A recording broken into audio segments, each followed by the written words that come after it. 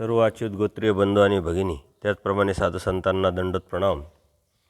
आपण सर्वज्ञ श्री चक्रप्रभूंनी अवतार घेतल्यानंतर या अनंत जीवाला ज्ञानयोग्य प्रेमयोग्य करण्यासाठी वाडोवाडी फिरून अधिकारी जीवाला निमित्त करून ज्या अनंत लीला केल्या, त्या अनंत लीलेतून आपल्याला जे समज बोध ज्ञान दिलं, त्याचं चिंतन करत करत आपल्या जीवनात ते उतरून परमेश्वराबरोबरच आपला हा आध्यात्मिक जीवन प्रवास करत परमेश्वराला प्राप्त करण्याचा आपण प्रयत्न करत आहोत.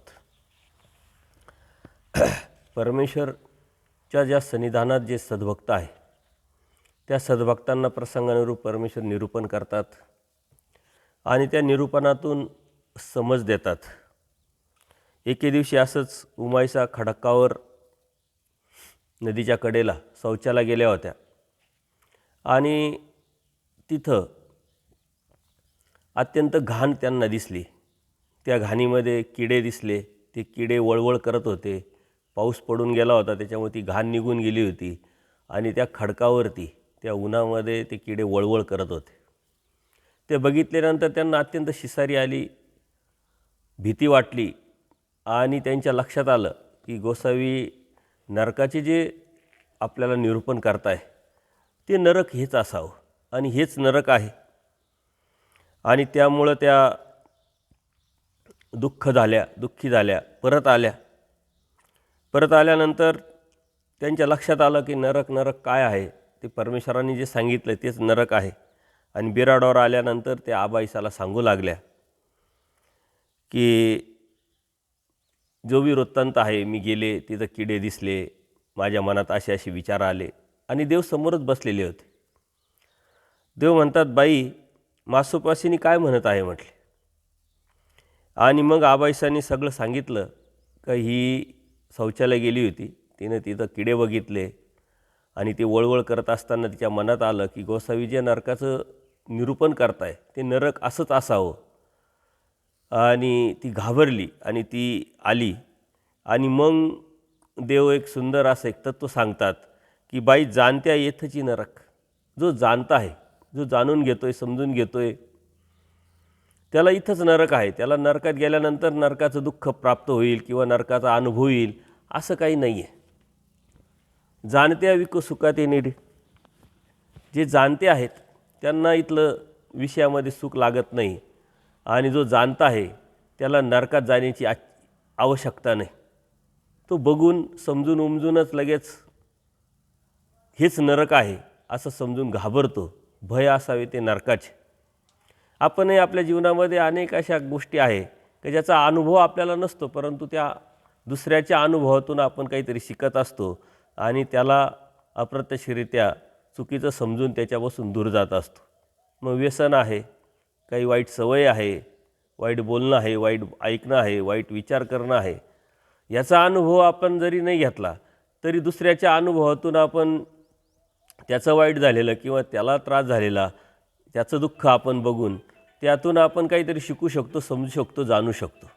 आणि म्हणून या ज्या गोष्टी आहे या आपण समजून घेतल्या पाहिजे की नरक जे आहे हे आपल्याला जरी आज चलद्रूप नरक आहे, स्थावर नरक आहे, ते दिसतात, लक्षात येतात, परंतु तरीही त्याच्याविषयी जर आपल्याला काहीच वाटत नसेल आणि कोणत्याही प्रकारची भीती वाटत नसेल तर ते नरक दिसण्याला आपल्याला काही अर्थ नाही.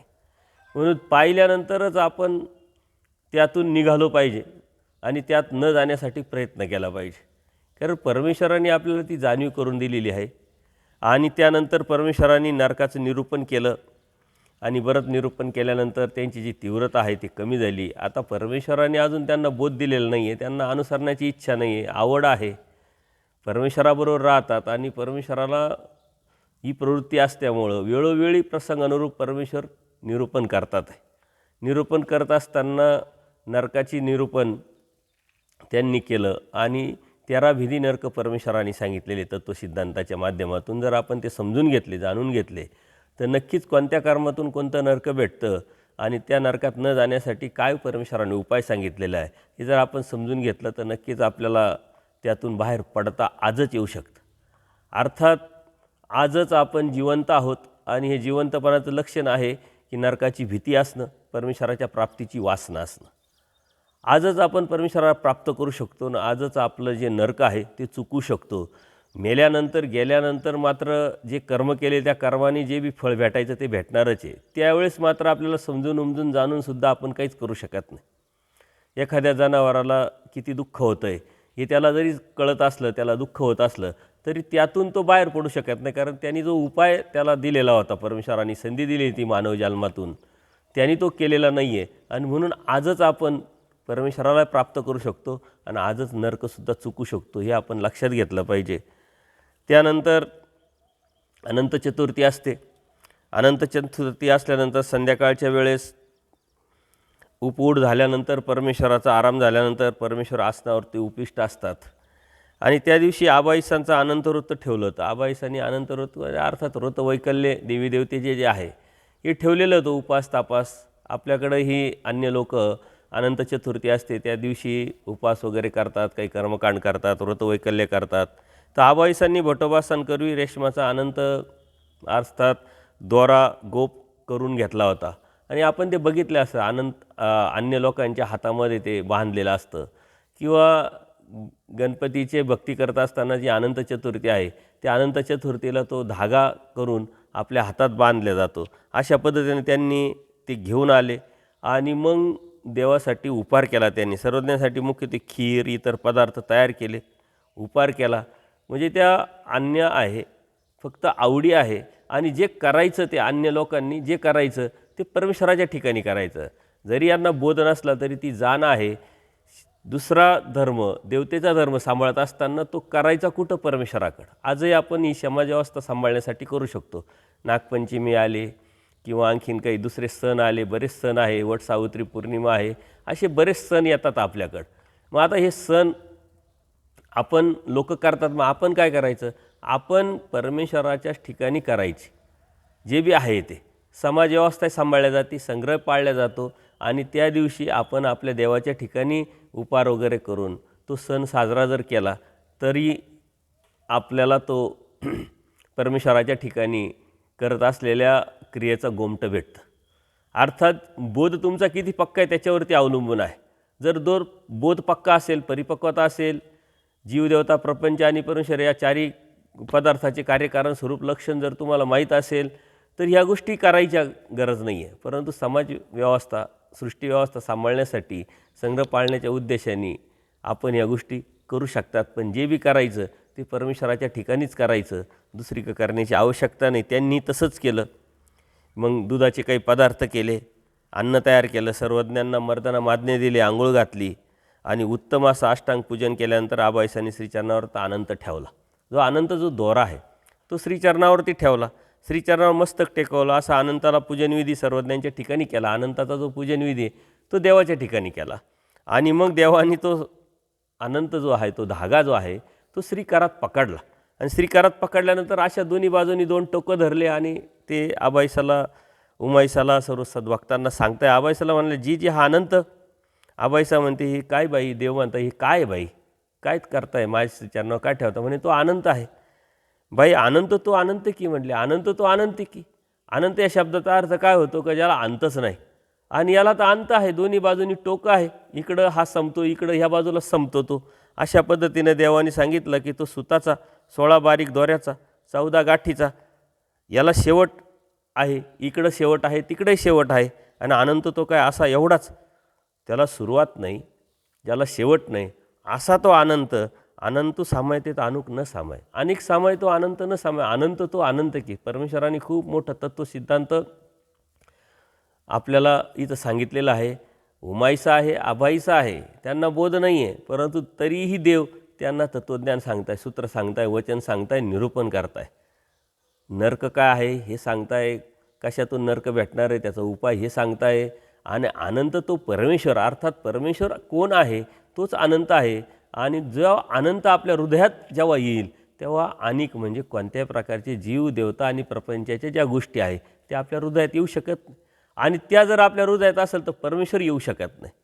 म्हणून अनंत तो अनंत की. अनंत सामायतेत अनेक न सामाय, म्हणजे अनेक म्हणजे परमेश्वरा व्यतिरिक्त काही आपल्या हृदयात सामू शकणार नाही. आणि अनेक सामाय ते तर अनंत न सामाय. जर जीव, देवता, प्रपंच आपल्या हृदयात आहे तर परमेश्वर आपल्या हृदयात येऊ शकत नाही. किती मोठं तत्त्वज्ञान आहे. एका वचनातून ब्रह्मविद्याशास्त्राचा जो सार आहे तो परमेश्वराने सांगितला. त्यांनी सांगितलं, मग आबाई म्हणल्या, जी अनंत असा शेष नाही नारायणाला म्हटलं आहे. आता ह्या ज्या गोष्टी आहे या अन्य लोकांमध्ये बऱ्याचशा पुराणातून आलेल्या गोष्टी आहे. ते म्हटले अनंत अशा शेष नारायणाला म्हटलेलं आहे. आणि देव मग तिथं अप्रत्यक्षरित्या अन्यवृत्ती उलट्या पद्धतीनं सांगतात की अहो म्हटले नारायणाचा शेवट आहे. म्हटले अनंत तो कसा तो होईल. म्हटले नारायणाला शेवट आहे. आणि मग आबाई सांगले ती नारायणाची मर्यादा किती. म्हटले मग जर शेवट आहे असं तुम्ही म्हणता तर मग तो नारायण त्याची मर्यादा किती. आणि मग देव म्हणतात अहो मायेच्या रोमरंध्रातील एका भागात अनंत ब्रह्मांडे आहे. म्हटले मायेचा निर्वच परमेश्वराने सांगितला. त्या एका रोमरंध्रामध्ये अनंत ब्रह्मांड आहे. त्या मायेच्याही अलीकडं अधीन एक विश्वमाया आहे, एक विश्वदेवता आहे. आणि विश्वाच्याही पलीकडं अष्टभैरव आहे. आणि या अष्टभैरवातला तो नारायण आहे. आता बघा म्हटले त्याच्यानंतर विश्वदेवता येते, विश्वाच्या नंतर अनंत ब्रह्मांड येतं. आणि अनंत ब्रह्मांडातला जी माया आहे त्याला व्यापून आहे. त्या मायेच्या पलीकडं परमेश्वर आहे. आता तो नारायण कुठं अनंत होईल. म्हटले त्याच्याही पलीकडं कितीतरी देवता आहे, त्याच्याही पलीकडं परमेश्वर आहे. म्हणजे गर्भात अष्टभैरव विश्वरूपाच्या म्हणजे चैतन्य परमेश्वराच्या गर्भात माया देवता, अनंत ब्रह्मांडाला व्यापून असलेली माया, तिच्या गर्भात विश्वदेवता, विश्वदेवतेच्या गर्भात अष्टभैरव देवता. आणि अष्टभैरवातला एक देवता ही नारायण. त्याच्यामुळं कुठं त्याची मर्यादा आणि कुठं त्या अनंत असलेल्या परमेश्वराची मर्यादा ह्याची कुठं बराबरी होऊ शकत नाही. परमेश्वराने तिथं तत्त्व सांगितलं. अत्यंत श्रेष्ठ असा उच्च परमेश्वर तो अनंत रूप, तो अनंत आहे. म्हटले बाई परमेश्वर अनंत आहे. बाकीच्या ह्या साऱ्या ज्या देवता आहे त्या अनंत होऊ शकत नाही. त्यांना मर्यादा आहे आणि अधीनत्व पण आहे. आता देवता निर्वच तिथं बरंचसं निरूपण परमेश्वराने केलेलं आहे. मग सर्वज्ञान आरोग्याचं ताट त्यांनी केलं. सर्वज्ञ आरोग्याना करताना आबाईसांनी जे पदार्थ केलेले होते तांदळाचे, गव्हाचे, दुधाचे, तुपाचे, ते सर्व नैवेद्य म्हणून परमेश्वराला वाढले. आणि देव म्हणतात बाई हे काय आहे. म्हटले. आणि मग आता आबाईसा म्हणले जी जी आजच्या दिवशी खाण्याचा नैवेद्य असतो. म्हटले म्हणजे अनंत चतुर्थीला एक विशिष्ट पदार्थ केले जातं त्या देवतेला. आणि तेच पदार्थ त्यांनी केलेले होते आणि ते परमेश्वराला उपहार म्हणून दिले. आणि देव विचारतात हे काय आहे, कोणते पदार्थ आहे, कशासाठी हेच पदार्थ केले. तर ते म्हटले अनंत चतुर्थीच्या दिवशी हेच नैवेद्य करतात. आणि मग देवानी त्यांना म्हटले ठीक आहे, काय हरकत नाही, तुमचा भाव आहे, आणा इकडे म्हटले. आणि देवानी ते आरोग्यानं स्वीकारली त्यांची. आता अशा पद्धतीनं अजूनही त्यांना बोध देण्याची योग्यता आलेली नाही आहे, वेळ आली नाही. याचं कारण का की ते दृष्टपर भक्ती करत आहे. परमेश्वराला देवता समजून, परमेश्वराला आपलं दैवत समजून, दैवताच्या ठिकाणी आजपर्यंत ज्या संस्काररूप करत ते आले ते सणवार परमेश्वराच्या ठिकाणी करत आहे. जेव्हा त्यांना फक्त अदृष्टपर म्हणजे परमेश्वर व्हावा, परमेश्वर भेटावा, सत्य काय ते कळावं ही इच्छा होईल, अर्थात अहेतुक भाव निर्माण होईल. आणि त्या परमेश्वर त्यावेळेस ते स्वीकारतील, त्यावेळेस त्यांना बोध होईल. आणि नंतरच्या काळामध्ये त्या गोष्टीला हा संस्कार त्यांना लागतो आहे. आज देवाची आवड निर्माण झालेली आहे. देवाची आवड निर्माण झाल्यामुळं देवाच्या सन्निधानात आहे. वेळोवेळी परमेश्वराचं निरूपण ते ऐकतात, परमेश्वराला प्रश्न विचारतात. आणि काही सणवार जर आले तर त्या सणवाराच्या अनुषंगाने परमेश्वराच्याच ठिकाणी ते सण पण करतात. तो भाव आहे त्यांचा, तो संस्कार आहे.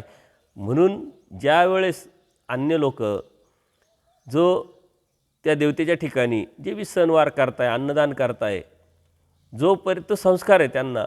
आणि जेव्हा कळत न कळत त्यांच्याकडून अहेतुक भाव निर्माण होऊन अदृष्टपर अशी क्रिया घडेल तेव्हा मात्र ती परमेश्वरापर्यंत पोचते. आणि मग परमेश्वर त्यांना दातृ देतात. आपणही ह्याच प्रक्रियेतून आलेलो आहे. कळत न कळत आपणही असे संस्कारावरती अन्नदान करत होतो, देवतेची भक्ती करत होतो, जीवाची भक्ती करत होतो, भूताची भक्ती करत होतो. परंतु अहेतुक भाव निर्माण झाला आणि परमेश्वर दयाळू माळ कृपाळू असल्यामुळं तो अहेतुक भाव परमेश्वराने स्वीकारला आणि आपल्याला बोधाचं दातृत्व केलेलं आहे. आता बोधाचं दातृत्व का केलं, कशासाठी केलं हे समजल्यानंतर मात्र आपण परत दृष्टपर भक्ती करणं, परत ते कर्मकांड करणं, विषय अवस्था सांभाळणं म्हणजे आपल्या बुद्धीची दिवाळखोरी आहे. परमेश्वराने आपल्याला आनंद द्यायचा आहे त्याच्यासारखा त्याचा. आणि आपण मागतोय काय आणि आपण करतोय काय. आपण कोणत्या लेवलचे आहोत आणि आपण काय करतो आहे हे आपण आता जर समजून घेतलं बोधाच्या माध्यमातून, तर आपण या दृष्टपर भक्तीतून आपोआपच बाहेर पडेल, देवता भक्तीतून, कर्मकांडातून, विधी व्रतवैकल्यातून बाहेर पडेल आणि परमेश्वराला आनंदीभावी शरण जाऊ. सृष्टीमध्ये कवने करणे म्हणजे जे ना, अजून तर पूजनीय माईम भट येणार आहे अजून, आणि त्यावेळेस परमेश्वर तत्वज्ञान सांगतात या सृष्टीमध्ये कशाने कोणत्याही भक्तीनं या जीवाचं मुंचन होत नाही. ते फक्त आणि फक्त परमेश्वराच्या एकनिष्ठ भक्तीतून मुक्ती होते. आणि तो परमेश्वर एक आहे आणि तो एक परमेश्वर जाणून त्याला जर आपण अनन्यभावी शरण गेलो तरच आपल्याला परमेश्वराची प्राप्ती होईल. परमेश्वर हे तत्त्वज्ञान सांगतात आणि आपल्याला समज पण देतात की ही जी समज आहे, ही जाणीव आहे, ही आपण करून घेऊन आपल्या जीवनात जर उतरवली तरच आपल्याला परमेश्वराबरोबरच आपला आध्यात्मिक प्रवास करत करत अर्थात सन्निधानात राहून परमेश्वराला प्राप्त आपल्याला करता येईल. कारण आपल्याला सन्निधानात जायचं आहे. सन्निधानात गेल्याशिवाय परमेश्वराला प्राप्त करता येत नाही. आणि सन्निधान म्हणजे काय, की जेव्हा प्रत्यक्ष परमेश्वर येईल असं नाही, आज्ञा प्रतिपालन करणे म्हणजे सन्निधान. आज आपण ह्या लीळेच्या माध्यमातून जी समज आपण आपल्या जीवनात उतरवली तर अप्रत्यक्षरित्या आज्ञे प्रतिपालन जर केली तर आपल्याला सन्निधानच आहे. आणि या सन्निधानातलं जीवन, सन्निधानातली भक्ती, सन्निधानातली क्रिया ही परमेश्वराला प्राप्त करून देणारी आहे. एके दिवशी सर्वज्ञांचं असंच महालक्ष्मीच्या देवळात विहरणाला गमन केलं त्यांनी. सोबत मुख्यत्वे बाईसा आहे, भटोबास आहे, परसनायक आहे, सारे सद्भक्त आहे, इतर सर्व भक्तजन आहे. देवळाच्या चौकात परमेश्वर उभे राहिले. आता त्यावेळेस कुणीतरी त्या देवळाच्या चौकातील छताला चांदवा बांधला होता.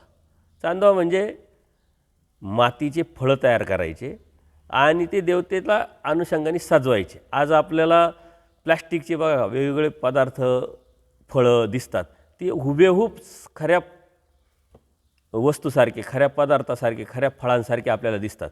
जेव्हा हातात घेऊ आपण, जवळून पाहू, तेव्हा लक्षात येईल का अरे हे तर डुप्लिकेट आहे, हे तर प्लॅस्टिकचे आहे. त्यावेळेस मातीचे बनवायचे, त्याला कलर करायचे आणि त्या पद्धतीनं चांदवा त्याला म्हणायचे आणि ते देवतेच्या समोर त्यांनी ते सजवलेले होते. हुबेहूब आंब्यासारखे आंबे, केळासारखे केळे, नारळासारखे नारळ, बोरासारखे बोरं, जांभळासारखे जांभळं अशी सर्व लावलेली होती. आणि ती शेण, माती, लीद, हिरवट, पिवळसा हरतळा रंग करून विविध रंग दोरे वापरून तयार केलेली जी पदार्थ आहे, शेणा मातीचीच ती फळं आहे. ती रंगाच्या नाना छटा वापरून त्या आकाराची फळं शेणा मातीची असूनही सुंदर, सजीव आणि जिवंत दिसायचे. हुबेहूब ते ओरिजिनल खऱ्या खऱ्या फळांसारखे ते दिसत होते. आणि मग देवाने तिथं अवलोकन केलं आणि अवलोकन केल्यानंतर, बघितल्यानंतर परसनायकांना उद्देशून सर्व आपल्याला सांगतात की परश्या हे घ्या तुमची ब्रह्मे म्हटली, हे बघा ही तुमची ब्रह्मफळे किंवा ब्रह्म म्हटली. आणि हेच धागा पकडून परसनायक म्हणाले जी जी. परसनायकाला काहीच कळालं नाही. ते म्हणतं हो हो. परंतु बाईसा विचारते ते कसं काय बाबा, कारण आता यांच्या सर्व भक्तांमध्ये बाईसाच प्रेमी भक्त आहे, त्यांनाच बोध आहे, बाकी दुसरं काहीच नाही आहे. हे आवडीपूर्वक परमेश्वराबरोबर राहत आहे, परमेश्वर सांगताय, हे बी ऐकताय, किती कळतं आहे किती नाही कळत आहे, परंतु त्यांची प्रतिकारणता वाढत वाढत जाऊन एक वेळेस नक्कीच परमेश्वराला ते प्राप्त करणार आहे. बोध होऊन परमेश्वराला बी परमेश्वर त्यांना बोध देणार आहे. परंतु ही जी प्रक्रिया आहे ही हळूहळू चालू आहे आणि परमेश्वराने कोणत्याही प्रकारचं तत्त्वज्ञान सांगताना कंजूशी केलेली नाही आहे की हा याला काय समजतं, हा तर अन्य आहे, याला तर बोध नाही आहे, हा तर बुद्धिवादी नाही आहे, मग याला काय तत्त्वज्ञान सांगावं, हे सूत्र सांगू नये, हे दृष्टांत सांगू नये, अशी परमेश्वराने मात्र कोणत्याही प्रकारचं वर्गीकरण केलं नाही. ते वर्गीकरण आपल्या डोक्यातून. परमेश्वरासमोर सर्व सम आहे. आणि भटोबास तिथं आहे. भटोबासुद्धा विचारतात ते कसं काळजी म्हणले, ब्रह्म म्हणजे काय. आता भटोबास आहे, बाईसा आहे. आता भटोबास थोडे चिकित्सक आहे आणि बाईसा ह्या प्रेमी भक्त आहे. बाकीचे तर सर्व ऐकताय त्यांच्याबरोबर. आणि मग देवानी एक सुंदर असं तिथं 2 दृष्टांत सांगितलेले. देव म्हणतात कुणी एक भुकेला देवळात आला, कोणीतरी भुकेला देवळात आला. अर्थात मंदिरात आल्यानंतर भुकेला म्हणजे जेवणाचा विषय नाही आहे, तो तात्विक विषय. का कोणी एक त्याला ज्या अडीअडचणी संकट हे सांगण्यासाठी देवतेकडं आला, काहीतरी मागण्यासाठी देवतेकडं आला. कोणी एक सुधारती देवळाशी ये म्हटले आणि त्यांनी चांदोवा पाहिला म्हटले. आंब्यासारखे आंबे, फळासारखे फळं, केळीसारखे केळी, बोरीसारखे बोरं हे सर्व त्यांनी पाहिले. आणि मग त्यांनी काय केलं, त्याला खाण्याची इच्छा झाली कारण त्याला भूक लागलेली होती आणि तो ते तोडून खायला लागला. खायला लागल्यानंतर ते तर काही ओरिजिनल नव्हते, ते मातीचे होते. त्याच्या तोंडामध्ये सारी शेण माती गेली. अर्थात परमेश्वर सांगतात की या देवी देवतेची भक्ती करत असताना हे जे लोक आहे, हे दृष्टपर भक्ती करणारे लोक आहे, या देवतेकडे काहीतरी मागण्यासाठी काहीतरी मिळवण्यासाठी येतात आणि आल्यानंतर ही देवता ही त्याची योग्यता पाहून, त्याची पात्रता पाहून, त्याची व्यवस्था पाहून, त्याचे कर्म पाहून त्याला ते देतात. ते जेव्हा ते घेतात तेव्हा ते अधिक नरकच त्यांना प्राप्त होतं. त्याच्यामुळं ह्या ज्या देवता आहे, ह्या देवता ह्या जीवाला काही देऊ शकत नाही. त्या नित्यबद्ध आहे, परंतु सगळ्यांची विषय व्यवस्था परमेश्वरानेच केलेली आहे. सर्व अशी आहेत इंद्रादिक ब्रह्मादिकांची फळे, मूर्त संपणारे, च्युतिमंत, नरकाला कारणीभूत आहे, अशी परशाची ब्रह्मी आहे म्हटले. कारण जे परस नायक आहे त्यांना उद्देशून परमेश्वर सांगत आहे. कारण त्याच्या डोक्यामध्ये ब्रह्म काय आहे हे लक्षात त्याला न आल्यामुळं परमेश्वर त्याला उद्देशून आपल्या सर्वांना सांगताय आणि सर्व सद्भक्तांना सांगताय. किती मोठं तत्त्वज्ञान, किती टोकाचं तत्त्वज्ञान परमेश्वर सांगताय कोणाला? की ज्यांना अजून कोणालाही बोध नाही, एक बाईसा सोडून. हे जे तत्त्वज्ञान आहे फक्त कोणत्या प्रसंगावर कोणतं कसं सांगावं ही मांडणी अत्यंत महत्त्वाची आहे. आपल्या समाजामध्ये राहत असताना, समाजव्यवस्था सृष्टीव्यवस्था पाळत असताना आपल्या आजूबाजूला अनेक अज्ञानी लोक असतात, अन्य लोक असतात. नामधारक जरी असले तरी त्यांना काही माहीत नसतं, कळत नसतं. अन्य लोक जे अज्ञानी असतात, परंतु प्रसंगानुरूप आपण काय सांगायचं हे आपल्या जर लक्षात आलं तर जे आपल्या मनामध्ये जे वर्गीकरण आपण केलेलं आहे, हे सांगू नये, ते सांगू नये, याला सांगू नये, त्याला सांगू नये, ही ब्रह्मविद्याशास्त्र आहे, तर ह्या ज्या गोष्टी आहे ह्या अतिव्यापक परमेश्वराने सांगितलेल्या आहे, त्या आपल्या डोक्यातून नक्कीच निघून जाईल. फक्त तो सेन्स असला पाहिजे. आणि परमेश्वराने अधिक समजावण्यासाठी अजून परमेश्वर एक दृष्टांत सांगताय. कोणी एक दुधाचे गुणविशेष जे सांगत होते. म्हणजे परमेश्वर सांगता एक शेतकरी असतो थोडक्यात, तो आपल्या मुलाला दूध दररोज पाजायचा, त्याचं महत्त्व सांगायचा, दुधामुळं काय होतं, काय फायदे होतात हे सांगायचा. आता तो दररोजच दूध पितोय आणि मग एक दिवशी त्यांनी सहजच विचारलं की दूध कसं म्हटले. आता दूध दररोज आपण पितोय, दररोज याला देतोय, परंतु दूध काढतोय, पण ते दूध कसं सांगायचं कसं, त्याला विशिष्ट शब्दात विशिष्ट व्याख्यात बसवायचं कसं, ही त्याला अडचण निर्माण होते. आणि मग तो शेतकरी आहे, तो बघतो लांबवरती एक बगळा बसलेला असतो, बगळा सफेद आहे, दूधही सफेद आहे. तो म्हणतो दूध हे बगळ्यासारखं. आता बगळा कसा हे बी त्या मुलाला कसं माहीत असणार, तो आंधळा आहे, याचा अर्थ अज्ञान आहे. तो म्हणे बगळा कसा, म्हणे बगळा रुमण्यासारखा. हा रुमण्याचा दृष्टांत परमेश्वर सांगताय.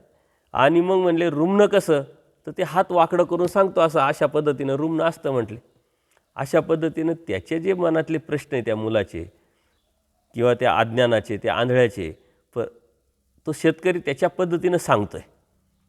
आपण एखाद्या गोष्टीविषयी एखादी जर त्याचं महत्त्व, त्याचे गुणविषय सांगत असले तर तो समर्थ व्यक्ती म्हणतो हे कसं काय, आणि मग आपण काहीतरी कल्पना करून त्याला समजवण्याचा प्रयत्न करतो, कशाची तरी कशाबरोबर तरी उपमा देऊन ते टाळत असतो किंवा त्याचं जे शंका आहे ते समाधान करत असतो. तसं या शेतकऱ्यांनी सुद्धा त्या मुलाचे जे प्रश्न आहे ते टाळले. जसं एखादा अज्ञानी माणूस असतो, एखादा लहान मुलगा असतो, खूप चिकित्सक असतो, खूप प्रश्न विचारतो आणि मग प्रत्येक प्रश्नाचे उत्तर त्याच्या भाषेत जाऊन आपल्याला देता येत नाही. मग आपण काहीतरी सांगतो. वाघ कसा आहे म्हणले, मग वाघ हा मांजरीसारखा आहे, मांजर ही वाघाची मावशीच आहे, असं सांगून काहीतरी आपण त्याला टाळत असतो अशा पद्धतीने. परंतु तोच विषय आणि तोच जर शब्द घेऊन जर चालला तर ते खरं आहे का, ते नाही, ते अज्ञान आहे. आणि म्हणून परमेश्वरांनी ह्या रुमण्याचा दृष्टांत इथं सांगितलेला आहे. आणि एकदा असंच होतं, तो जो मुलगा आहे फिरत फिरत जातो, तिथं रुमणं असतं, त्या रुमण्याला दूध समजून तो प्यायला लागतो. ते पेत असताना, आता ते लाकडाचं रुमणं, तो पित असताना त्याच्या हिरड्यातून रक्त निघतं, त्याला त्रास होतोय, तरी ते दूध म्हणून तो पितोय. एक आंधळा दूध पितोय, अज्ञानी माणूस, आणि एक ज्ञानी माणूस की ज्याला ती वस्तू काय आहे समजतंय, कळत आहे, तो जात असताना तो बघतो की अरे हा काय करू राहिला, आणि मग तो म्हणतो अरे तू काय करू राहिला, म्हणे मी दूध पितोय. म्हणले अरे हे दूध नाही, हे तर रुमणं आहे. म्हणले हे माझ्या बापाने सांगितलं आहे, माझ्या बापांनी जर सांगितलं आहे तर ते खोटं कसं असू शकतं. आणि अशा पद्धतीनं परंपरागत आलेल्या बऱ्याच गोष्टी आपल्यापर्यंत आलेल्या आहे. त्याला कोणत्याही प्रकारचं प्रमाण नाही, त्याला कोणत्याही प्रकारचं शेंडी नाही, बुडूक नाही किंवा शेवट नाही. सुरुवात नाही, परंतु आपण चिकित्सा करून नेमकं काय आहे हे कधी समजून घेतलं नाही, जाणून घेतलं नाही. जरी आपल्याला धर्मात आलो आहे, बोध आला आहे, त्या बोधाच्या माध्यमातून आपण धार्मिकता करतो आहे आणि धार्मिकता करत असताना तरी आपण कोणती धार्मिकता आणि कशी धार्मिकता करावी आणि परमेश्वरांनी सांगितलेली धार्मिकता म्हणजे नेमकी काय आहे आणि कोणती सांगितली हे तरी आपण कुठं समजून घेतो आहे. परंपरागत आलेले आहे, परंपरागत हे विडे ठेवतात आपण ठेवतो, हे स्थानं करतात आपण ठेवतो, हे क्रिया करतात आपण क्रिया करतो, हे पूजन करतात साधुसंतांचं आपण पूजन करतो, परंतु का हा प्रश्न आपल्याला कधीच मनात येत नाही आणि त्याचं उत्तर आपण शोधत नाही. म्हणून या अन्यथा ज्ञानातून आपण कधीच बाहेर पडत नाही, या कर्मकांडातून, या विधीतून, अंधश्रद्धेतून आपण कधीच बाहेर पडत. यातून जर आपल्याला बाहेर पडायचं असेल तर आपल्याला चिकित्सा करावी लागेल, समजून घ्यावं लागेल, यथार्थ ज्ञान लक्षात घ्यावं लागेल आणि मग परमेश्वर त्यांनी खूप मोठं हे तत्त्वज्ञान परमेश्वरांनी सांगितलेलं आहे की ह्या परंपरागत आलेल्या ज्या गोष्टी आहे त्या कितपत खऱ्या कितपत खोट्या या जोपर्यंत आपण समजून उमजून घेत नाही, यथार्थपणे जाणून घेत नाही आणि यथार्थपणे परमेश्वराची भक्ती करत नाही, तोपर्यंत तो अनंत जो परमेश्वर आहे तो आपल्याला भेटू शकत नाही, समजू शकत नाही. आजही आपल्याला बोध जरी झाला आहे, आपण दैवराटीचे जरी आहोत, आपण अभ्यास जरी करत आहोत, तरी खरा धर्म काय आहे हे आपल्याला माहीत नाही. खरा धर्म परमेश्वरांनी सांगितलेला शुद्धीकरणाचा विषय, आत्मिक शुद्धीकरण, वैचारिक शुद्धीकरण, दृष्टीचं शुद्धीकरण, या शुद्धीकरणातून आपल्याला शुद्ध करत करत परमेश्वरापर्यंत, परमेश्वरासारखं परमेश्वराचे गुण विशेष आपल्या मनामध्ये, आपल्या हृदयामध्ये, आपल्या आचारामध्ये उतरून आपल्याला तसं व्हायचं आहे आणि परमेश्वरालासुद्धा आपल्याला तसं करायचं आहे. पण तसं करण्यासाठी आपला प्रयत्न किती त्याच्यावरती परमेश्वराचं साह्य आहे आणि त्याचा विचार न करता आपण कर्मकांड, विधी, अंधश्रद्धेतूनच जर परमेश्वराला प्राप्त करण्याचा प्रयत्न करत असेल तर माझ्या बाप्याने सांगितलं अशा पद्धतीनं मागचं आलं पुढचं आपण ढकललं, अशा पद्धतीनं आपण परमेश्वराला प्राप्त करू शकत नाही. आपण दैवराटीच नाही, परमेश्वरांनी खूप मोठ्या अपेक्षा केलेल्या नाही. एकनिष्ठ भक्ती, ती एकनिष्ठ भक्ती करत असताना कोणते कर्मकांड व्यतिरिक्त, अंधश्रद्धा व्यतिरिक्त परमेश्वरांनी सांगितलेली जे तत्त्वसिद्धांत आहे, जी आज्ञा आहे ती आपल्या जीवनामध्ये उतरवणं आणि तसं सातत्यपूर्ण प्रयत्न करत परमेश्वराला प्राप्त करणं इतकी सोपी आणि सरळ परमेश्वरांनी धर्म सांगितलेला आहे. परंतु आपण तो अवघडात केलेला आहे. आपण जाणत नाही, आपण समजून घेत नाही. आपण न जाणता केलेली भक्ती म्हणजे त्या गवताच्या काडीप्रमाणे आहे, त्यातून आपल्याला काहीच मिळणार नाही आहे. म्हणून जाणून भक्ती करणं हे आपल्या जीवनाचं मूळ कर्तव्य आणि मूळ ध्येय असलं पाहिजे. खूप काही करण्यापेक्षा थोडं करा, अचूक करा, व्यवस्थित करा. परंपरा ज्या आलेल्या आहे त्या चांगल्या आहे, त्याच्या पाठीमाग काय कारणं आहे, का आलेली आहे ती आपण समजून घ्या, ती जाणून घ्या आणि त्यातलं मर्म आपल्याला कळालं तर ते करत असताना भाव निर्माण होऊ शकतो. अज्ञानवश जर आपण एखादी क्रिया केली तर भाव निर्माण होत नाही, सत्व उतरत नाही. आणि ज्ञानवाचक जर केली तर ते सत्व उतरून परमेश्वरापर्यंत ते आपल्याला अहेतुकपणे पाठवता येईल, पोचवता येईल आणि परमेश्वरसुद्धा स्वीकार करतील. म्हणजे कोणतीही गोष्ट करताना त्यातला पाठीमागचा मर्म समजून घेतलं पाहिजे. आणि दैवराटी ही ज्ञानवाचक आहे म्हणून परमेश्वरांनी ज्ञानमोचक सांगितलेलं आहे. ज्ञानाला महत्त्व दिलेलं आहे, ज्ञानाच्या नंतर आचरणाला महत्त्व दिलेलं आहे, अर्थात आपल्या जीवनात तत्त्वसिद्धांत उतरवण्याला महत्त्व दिलेलं आहे. या दोन गोष्टी आपण जर सांभाळल्या तर परमेश्वराचा जो धर्म आहे अत्यंत सोपा आणि सरळ होईल. या दृष्टांतातून परमेश्वर हेच सांगतात, अन्यथा मग त्या देवतेच्या ब्रह्मासारखं होईल, चांदवासारखं होईल. आपण आणायला काय आलो आहे, घेतो आहे काय, त्यातून आपल्या तोंडामध्ये माती शेण जाणार, अर्थात नरक प्राप्त होणार आणि मग दैवराटीत येऊनही काय आपल्याला भेटलं, हा विचार आपण केला पाहिजे. एकदा असंच चांगदेव भट आहे ते देवाच्या धोतर वगैरे जे आहे कपडे धुण्यासाठी नदीवर गेले होते. धोतर धुवून घड्या करीत असतानाच काही विद्यार्थी, आता तिथं सर्वच वेगवेगळ्या अन्य लोकांची मुलं आहे, ब्राह्मण आहे, ते वेद वगैरे अभ्यास करण्यासाठी आलेले आहे आणि त्यावेळेस या शाळा असायच्या, गुरुकुल असायचं. त्यामुळे नदीवरती जसं हा गेला तसे अनेक मुलं पण आलेले होते कपडे धुण्यासाठी आणि त्यांची एकमेकाची ओळख आहे, हे कोणाचे, ते कोणाचे, हे कोणत्या मठातले, कोणत्या शिष्याचे, कोणत्या गुरुचे, हे सर्व त्यांना माहीत होतं. तर एकाने काय क्लुप्ती लावली, म्हणले चांगदेव भट आहे, हे चांगदेव गोसावींचा आहे हा चांगदेव भट. तर त्याला जर चांगदेव रावळांची जर गोसाव्यांची जर आण घातली म्हणजे शपथ घातली तर आपले कपडे धुवून देईल. आणि म्हणून मग एक गेला तर म्हणे तुला चांगदेव रावळांची शपथ आहे, माझे कपडे धुवून दे, माझे धोतर धुवून दे. आता शपथ घातली, देवावरती अत्यंत निष्ठा चांगदेव भटाची, वेद आवडी आणि देवाची शपथ घातली म्हटल्यानंतर नाविलाज झाला, त्यांनी त्याचे कपडे धुतले. दुसरा आला, ते कपडे धुतल्यानंतर त्यांनी तसंच केलं. तिसरा आला, त्यांनी तसंच केलं. सर्व मुलांचे त्यांनी कपडे धुवून दिले. तोपर्यंत अत्यंत थकले. 2 प्रहर म्हणजे 6 तास हे काम ते करत होते. अत्यंत थकले, भागले आणि मग देवाकडं आले. ज्यावेळेस देवाकडं आले, अत्यंत उशीर झालेला होता, थकलेला होता. देवाला सर्व माहीत आहे, पण तरी देव म्हणतात, आमच्याकडे यायला तुम्ही पाहिजे होतं, तुम्ही हे काय केलं? कारण त्यांनी सर्व वृत्तांत सांगितलं. देवाने विचारलं, उशीर का लागला तू? का आला? इतका वेळ का लागला तुला? इतका थकला का तू? आणि त्यांनी सर्व वृत्तांत सांगितल्यानंतर देव म्हणतात, तुम्ही आमच्याकडे यायला पाहिजे होतं, त्यांना तुम्ही आम्हाला घेऊन यायला आमच्याकडे आणायला पाहिजे होतं. वस्त्र धुवायची काही गरज नव्हती म्हटले. आणि येथीचे आणि समर्थ, की आम्ही आमची शपथ जर घातली तर ती शपथ घालण्यात ती समर्थ आहे. आम्ही ती शपथ ज्याला घालायची, ज्याला द्यायची, त्या शपथेचं जे कार्य करायचं त्याला आम्ही समर्थ आहोत. त्याच्यामुळं तुम्हाला कोणीतरी शपथ घालून काहीतरी तुमची ब्लॅकमेलिंग करत असेल, चुकीचं काम करून घेत असेल, चुकीचं आचार करून घेत असेल, तर त्या भावनेत न अडकता परमेश्वर समर्थ आहे. आपण जे यथार्थ आहे, जे योग्य आहे तेच आपण केलं पाहिजे. आज आपल्या समाज व्यवस्थेमध्ये राहत असताना हे असे प्रसंग बरेच येतात. तुला आईची शपथ, तुला वडिलांची शपथ, तुला माझी शपथ, तुला तुझी शपथ, तुला तुझ्या देवाची शपथ, अशा शपथी घालून आपल्याला बरंच काम आपल्याकडून करून घेतलं जातं, ब्लॅकमेलिंग केलं जातं अप्रत्यक्षरित्या. तर ते आपण करायची आवश्यकता नाही. ज्यावेळेस आपल्याला असं कोणी काही करेल तर त्याचा विचार न करता, त्या भावनेत न अडकता, त्याचा दोष लागेल, त्याला पाप लागेल आपल्याला, किंवा आपलं काहीतरी त्याचं होईल, असा अंधश्रद्धायुक्त विचार, नकारात्मक विचार न करता जे यथार्थ आहे, जे योग्य आहे, जे सत्य आहे तेच आपण केलं पाहिजे. आणि परमेश्वर स्पष्ट चांगदेव भट्टाला सांगतात की त्यांनी तुम्हाला आण घातली, याचा अर्थ देव मग तुम्हाला कोणी बी काही शपथ घालेल आणि कोणी काही करून घेईल आणि मग तुम्ही तेच करायचं का? त्यापेक्षा आम्ही समर्थ आहोत. आमची शपथ कोणी घातल्यानंतर ती किती पूर्ण करायची आणि किती योग्य आहे आणि किती अयोग्य आहे हे पाहण्यासाठी. परंतु तरीही परमेश्वराने त्यांना समजावलं, त्याची जी तीव्रता आहे ती कमी झाली. पण परमेश्वराला सर्व माहीत आहे. परमेश्वराला माहीत आहे काय चाललं आहे, काय नाही आहे, आणि तिथं तो कार्य करतो आहे, काम करतो आहे. मग परमेश्वर तिथं कोणाला तरी पाठवू शकत होते, कारण अनेक ठिकाणी परमेश्वर अशा लीळा घडतात. कोणाला तरी यायचं आहे, माहीत नाही, देव कोणाला तरी पाठवा. तिथं चांगदेव भट्टाला आणण्यासाठी पाठवू शकत होते. देव स्वतःही जाऊ शकत होते, कारण एकदा असंच चांगदेव भट्टाला वेळ झाला तर देव स्वतः पाहायला गेले, ते खेळत होते. तर ह्या ज्या गोष्टी आहे, मग परमेश्वर का नाही गेले?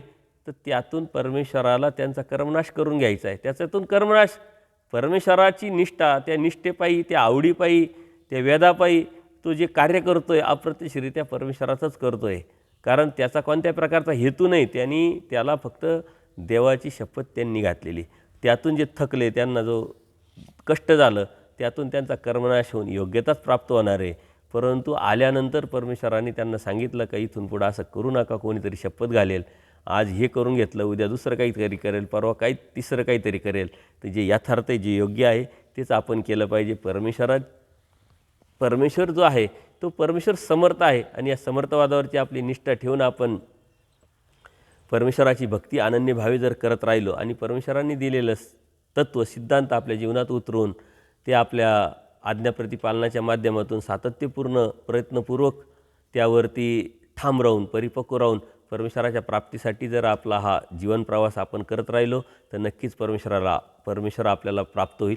सर्वज्ञ श्री चक्रधर स्वामी की जय. दंडवत हो.